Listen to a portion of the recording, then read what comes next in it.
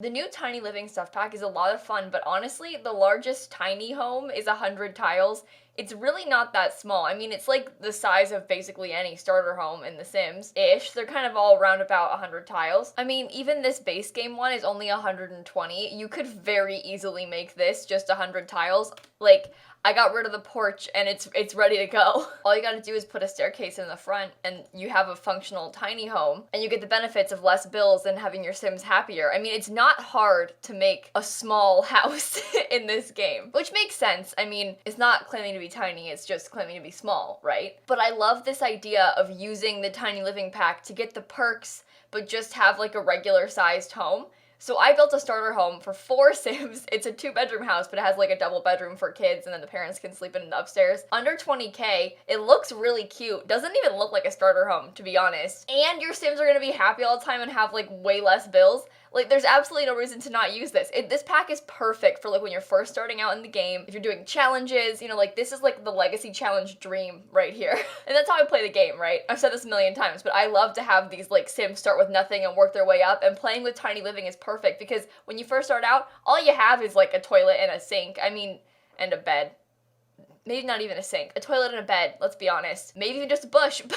I love that kind of gameplay, and this pack lends itself so well to that. I mean, it's kind of OP, honestly. Like, double the skill building. Like, it's almost too much. But I spent a bit of time trying to build a tiny house. I was trying to figure out something interesting to do because I didn't want to do, like, a classic blue suburban because we all know that lilsimsie builds the same thing over and over again. But this time, I tried to build a more modern-looking house. It isn't, like, super modern. It's just kind of a contemporary-looking build. Something that you might find in real life, to be honest. And it's kind of cool. I have like a glass sunroof on one side. You might hear my cat in the background. Guys, I bought her a cat tree for my office.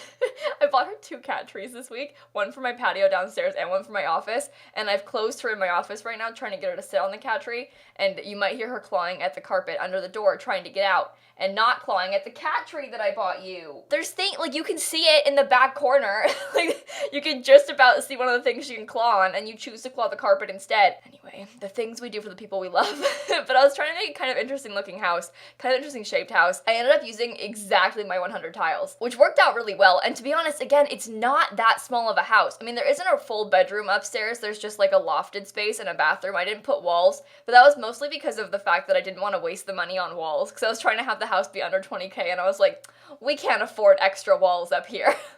We can have a lofted bedroom, no closed off spaces. You don't get a bedroom with a door. I'm sorry. It's all we can afford here. So the upstairs is just kind of open. There's a bathroom up there and stuff, and then the downstairs has a kid's bedroom and like a kitchen living space. There's a functional computer. I put it under the stairs, which is kind of fun. I had to playtest it because I was like, I don't know if your Sims are smart enough to use this under the stairs, but they are. It works. So, I mean, nice use of the space. The thing about Tiny Living, though, is that I keep wanting to use the new items, like the new TVs and the Murphy bed and the stereos and stuff, but when it comes to try and make a cheap house, like, you can't really afford them, because the TVs, they're each like a couple thousand simoleons, the bed's 2,100 simoleons, like, everything that comes in the pack is really expensive, which makes it hard to put in like an actual tiny house, because most of the time, I don't know about you guys, but I feel like most of the time when I'm playing in a tinier house, I'm like trying to be a bit on a budget, and I can't really afford like a $2,500 TV. It's kind of weird to me that the TVs, there's 2 of them. There's one that's like $2,900 and one that's like $2,400, and the one that's a little bit cheaper is just on the wall, and the bigger one's like a full-on bookcase looking thing, and I don't understand why they're so close in price. I think the wall one should be cheaper. I think it should be like $1,500, to be honest, but it's okay. It's fine. I'm okay. It's just a tiny TV, and like, it comes with a radio, whatever. You can buy an Alexa for like $70, I think. I don't know, I've never had one. Aren't they not that expensive though? Like, you radios and a bookcase and a TV, like, come on, it's 2020. You can buy a TV for like, wait, oh, cat. You can buy a TV for not $2,000. Anyway, it's fine. Everything's fine. The living room was kind of a weird layout in this house too, because I was trying to make the most use of the space, and so it ends up being kind of weird trying to fit it in the middle of the room and like still have space around the place. So it has one couch, one chair, and then like a little console table with a little TV. The TV ends up being like half in front of the window, which is kind of annoying because like you wouldn't want it to be in front of the window in real life. If I could have, I would have slotted it to the left side of that thing, except those TVs slot to console tables now. If you guys didn't know, in the update, they finally fixed it so that TVs slot lot to console tables. Before these like big, long, tall tables, they worked like side tables. You couldn't actually slot a TV onto it. They only slotted onto coffee tables, which is stupid because they're literally called console tables in the game, but whatever. They finally updated them so you can actually slot TVs onto them, but they slot in the middle and not on the side. So I could have like alt placed it or something, but I was like, you know what? Whatever, let's make use of the slotting for once. So I just kept it there in the middle, but in real life, it'd be kind of annoying to have a TV, like, right in front of a window like that. I mean, the glare and stuff, like, not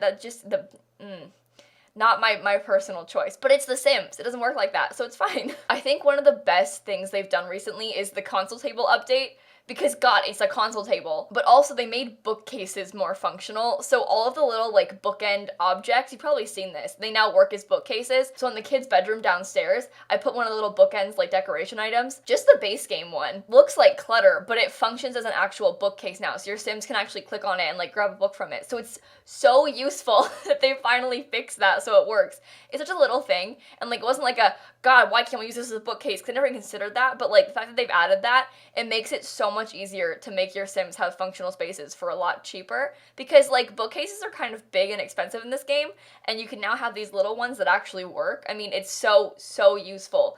It's a little thing, but it really makes a big difference. And the bedroom upstairs is kind of small, but I tried to save money by, like, just having one nightstand.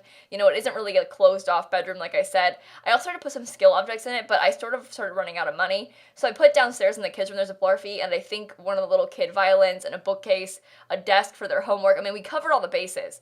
They've got a computer. You have all the things that you need to function in this house. The front porch has a couple little planter boxes. So it really covers, again, all the bases. And I think that's what you need for a starter home, to be honest, is to have all the skill objects that you need. And we've got that. I don't have a bathtub.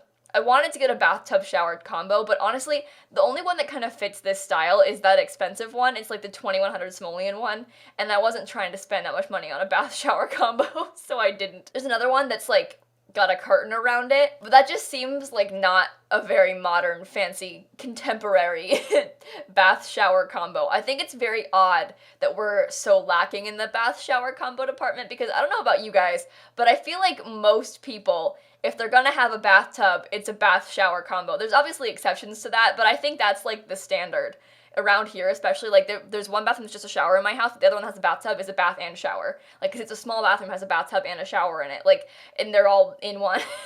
I think that's so standard for houses that have bathtubs, and it's so odd that we only have, like, a couple of them the same. Like, we have the one from Vampires, the base game 2, and then, like, the one from Parenthood, but I think we need more of them. It's weird that we don't have many of them, right? I mean, it's a little thing, but it'd be so useful because I want to put bathtubs in my houses because all these toddlers need to be bathed. Annoying, but stupid toddlers. But we just don't have any good ones that are, like, affordable. So I don't do it very often. This is my one request. Sims team, please. I want more bath shower combos. You know what I'm curious about, actually? Like, if you took a bathtub and then put a shower, like the university shower, in it, would it work? Almost certainly not. Do you want to pause for a second and check? Yeah, we're doing that. Okay. You can make a functional 1x1 bathroom with that shower, but because you can put a sink under it. I don't know if you can put a bathtub under it though. I don't think so. But you know what, team? It's worth a shot. I mean, that would be so cool if you could, right? Wouldn't that be amazing? Come on, take a speedy shower. Come on, take a speedy shower. Can you use the bathtub? She can't. She can maybe bathe, but she definitely can't shower in it. This is so sad. You can do it for looks though if you want. It just won't work. Well, I'm not surprised, but I am disappointed. It's fine, we'll get over it. Maybe someday. Wouldn't that be so cool though? Okay, I'm sorry. We need more of that, please, EA, please. Please. Anyway, this isn't a big deal. I don't know why this is my hill that I'm dying on for some reason. It doesn't matter. I tried to make the house kind of an interesting color scheme too. This is very much out of my comfort zone. You'll see I put like a bluish, grayish color. It's got this like metal roof. There's a white brick on the outside. I think it actually looks kind of cool. Like, I kind of like this house a lot. I love the skylight in the kids' bedroom. I mean, there's a lot of cool things about this house. I don't know if it, like, looks that good. Of course, landscaping is always an issue when you have a tiny house like this because we're trying to use as little money as possible to do it, and it's so hard to make it look good. I tried my best though. I spent probably too much money on bushes, but you know, I could have used debug. I could have cheated for it. I instead was an honest and good person who didn't cheat, and I think it looks all right. So, I mean, it works out, right? And also, I gave my sim, you'll see me do it at the end of the video, but I gave myself 1,000 more simoleons because I think I had like 18 left at the end after I finished, and I was like, no. Some of those chairs depreciated. I should have a little bit more money, so I gave myself 1,000 more just so I could afford a 20 simoleon plant. It's the little things. But I was like, I know I lost like 50 simoleons on chairs when I deleted them. I know I did. I will give myself my 2 simoleons back, and so I did. So you'll see me do that at the end. I wasn't like cheating to get anything special, but I just wanted my plant. It's the little things, you guys. And that's the house. Honestly, I'm kind of proud of this one. This is the kind of thing that I might actually use. Like, I might be like, you know what? I'm playing a new legacy challenge. I don't want to build a house right now. I'll just pick this one. Because it's actually affordable and honestly really functional for your Sims. Like, you got all the things you need and you get perks for living there. Like, absolutely. Why not? And it isn't even that small. Like, I wouldn't call this a tiny house. This, to me, is like a regular starter home. I like this pack. I feel like I'm like cheating the system by giving myself these perks for this starter home. But I mean, it works. And this house is just base game and tiny living, so if you want to download it, you can. It's on my gallery. My origin ID is lilsimsie. But on that note, I'm gonna go. So please make sure to leave a like and comment and subscribe and do all those fun YouTube things. And in case you guys didn't know, I post new videos every single day. And so I will see you all tomorrow. Bye, everybody. Hi, everybody. It's Keely, and welcome back to Speed Build Sunday. Sorry. I don't do that anymore. I wish I did, but you know, I kind of just like get into it now. I don't even say my name. I just like start my videos. Is that a good or a bad thing?